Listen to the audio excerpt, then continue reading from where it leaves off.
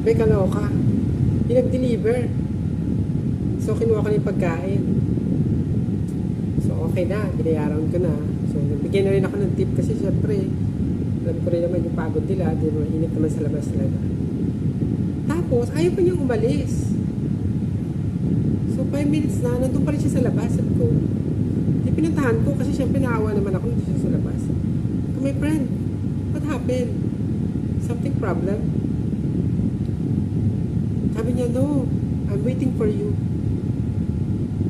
Sabi ko, ha?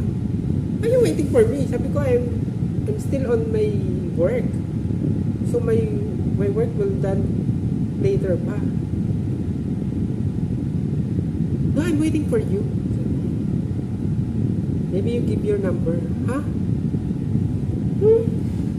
Kaloka. Gusto lang pala ng number.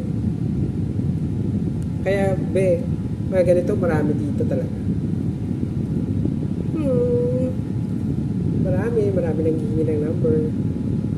Ito sa experience talaga. Marami nang hihingi ng number, please. Kaya wag na magpapatol kasi nga syempre. Alam naman natin dito,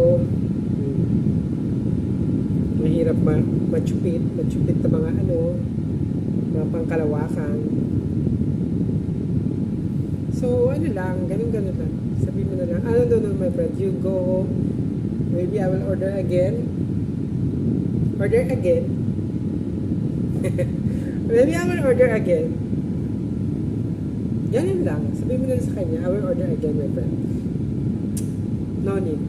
It's a finished contract. Finished contract. Sabihin mo na lang, finished contract na.